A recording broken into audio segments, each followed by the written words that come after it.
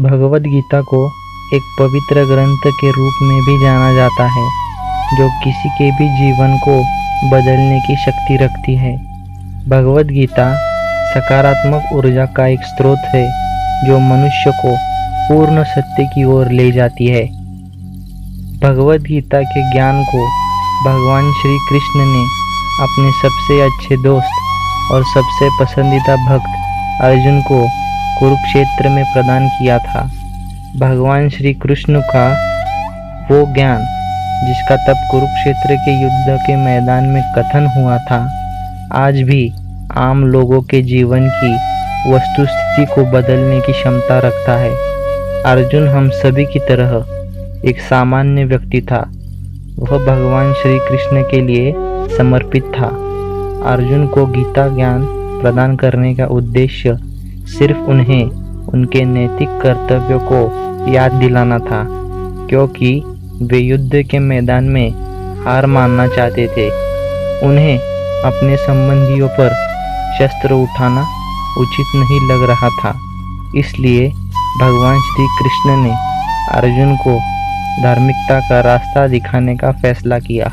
आज हम आपको उसी पवित्र भगवद गीता के कुछ महत्वपूर्ण सार बताएंगे, जो आपको अपने जीवन को सुखद बनाने में मदद करेंगे। पहला सार, कार्य करते समय मनुष्य को आनंदित रहना चाहिए। जब हम काम करते हैं तो हम प्रक्रिया के बजाय परिणाम को देखते हैं। भगवद गीता कहती है कि परिणाम की तुलना में स्वयं कार्य को अनुभव सुखद होना चाहिए। फल प्राप्ति को अपने कार्यों का उद्देश्य न बनने दे। इसका मतलब है कि यात्रा गंतव्य से अधिक महत्वपूर्ण है। जैसे कि कहा जाता है, सभी महान कलाकार, योद्धा, वैज्ञानिक महानता प्राप्त करते हैं क्योंकि वे स्वयं ही निर्माण की प्रक्रिया का आनंद लेते हैं। आपको भी अपने जीवन में बस कार्य करते रहना है, फल की चिंता नहीं करनी है। दूसरा सार, अपनी भावनाओं को नियंत्रित करना सीखे। भगवद गीता में अधिकतम बार इंसानी भावना और लगाव को प्रबंधित करने की बातें बताई है। ज़्यादातर स्थितियों में घबराहट और लगाव मनुष्य के दो सबसे बड़े शत्रु हो सकते हैं। भगवद गीता सैकड़ों उदाहरणों को चित्रित करती है, जिनसे यह सीख मिलती है कि मनुष्य को अपने सबसे बुरे समय में भी शांत रहना और भावनाओं पर तर्क का उपयोग करने की आवश्यकता है। जागरूक ऋषि या गुरु किसी व्यक्ति को बुद्धिमान तब कहते हैं जब उसके सभी वचन परिणामों की चिंता से मुक्त होते हैं। तीसरा सार, अपनी भावनाओं को नियंत्रित करने के आसान तरीके। भगवद गीता मनुष्य को अष्टांग योग का अभ्यास करने और सही भोजन का चयन करने का सुझाव देती है। गीता में भोजन के 3 प्रकारों में वर्गीकृत किया गया है। पहला, सत्व भोजन। भोजन जो जीवन शक्ति, सहन शक्ति, स्वास्थ्य, हंसमुखता, भूख बढ़ाता है।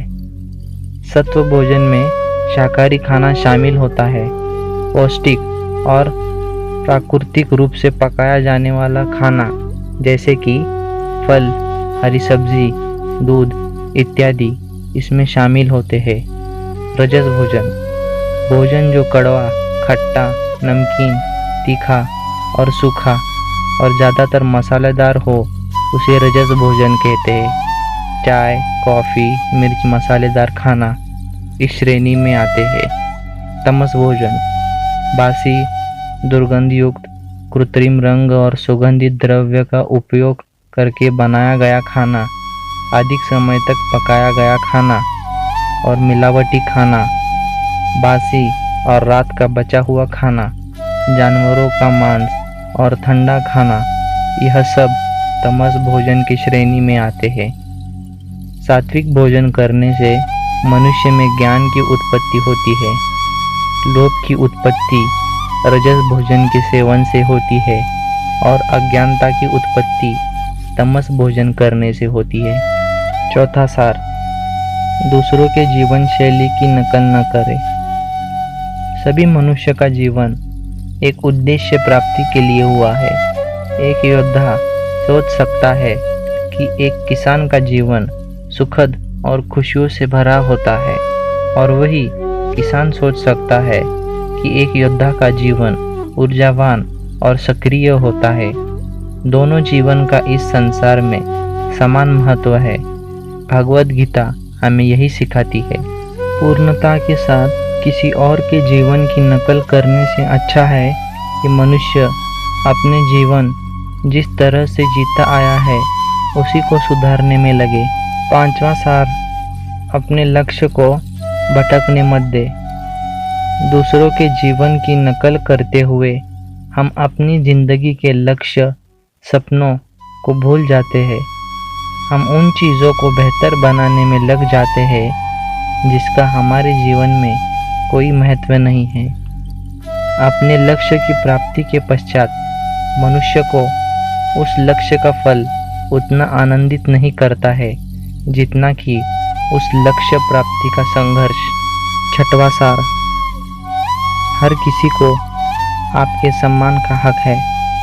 आसान भाषा में कहे तो इंसान को हर किसी के साथ सम्मान पूर्वक व्यवहार करना चाहिए। अपने दुश्मनों को भी उसे सम्मान देना चाहिए। ऐसा करने से वह अपराध करने से बचता है और उसके मन में किसी को ठेस पहुंचाने की ग्लानि भी नहीं रहती। संपूर्ण भगवद गीता में एक पूरा अध्याय इसी कथन पर मौजूद है। जो मनुष्य अन्य मनुष्य और प्राणियों में स्वयं को देखता है और उनके साथ सम्मानपूर्वक व्यवहार करता है, वह स्वयं ईश्वर के दर्शन पाता है। सातवां सार, अपने स्वार्थ के लिए किसी का भला मत कीजिए। मनुष्य को कभी भी कुछ पाने की उम्मीद से किसी का भला नहीं करना चाहिए। इंसान को बिना किसी स्वार्थ के लोगों की मदद करनी चाहिए। गीता में इस कथन का उल्लेख विभिन्न रूपों में किया गया है। दिया गया उपहार तभी शुद्ध होता है जब उसे सही समय पर और सही जगह पर सही व्यक्ति को दिल से दिया जाता है, जबकि सामने वाले व्यक्ति को उस उपहार की उम्मीद भी नहीं होती। आठवां सार, क्रिया करे, सोच में समय मत बिताए। मनुष्य अपने संपूर्ण जीवन सिर्फ कार्य के बारे में विश्लेषण करता है, परंतु कभी भी उचित समय पर उस कार्य को करने की क्रिया नहीं करता। अज्ञानी इंसान ज्ञान और क्रिया को अलग अलग नज़रिए से देखता है, परंतु ज्ञानी इंसान उन्हें एक समान मानता है। नौवां स्थान, अपने कर्तव्यों की महत्वता को समझे। अगर आपने किसी कार्य को करने का वादा किया है तो उस कार्य को अवश्य पूरा कीजिए, उसे टालने की कोशिश मत कीजिए। मनुष्य को अपने काम से ज़्यादा दूसरों के कामों में बहुत रुचि होती है, लेकिन मनुष्य को केवल अपने काम पे ध्यान देना चाहिए और उसे लगन से पूर्ण करना चाहिए। इसी में उसकी भलाई है। 10वां सार, किसी भी शक्ति के ऊपर एक महाशक्ति का अस्तित्व होता है।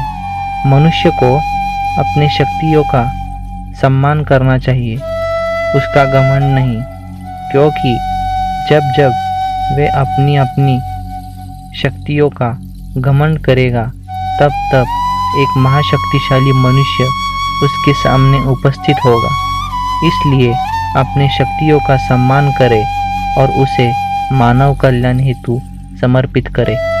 दोस्तों, तो ये थे पवित्र भगवद गीता के कुछ अमूल्य सार। आशा करते हैं कि आप इनका अनुसरण करेंगे और अपने जीवन को सुखद बनाएंगे। धन्यवाद।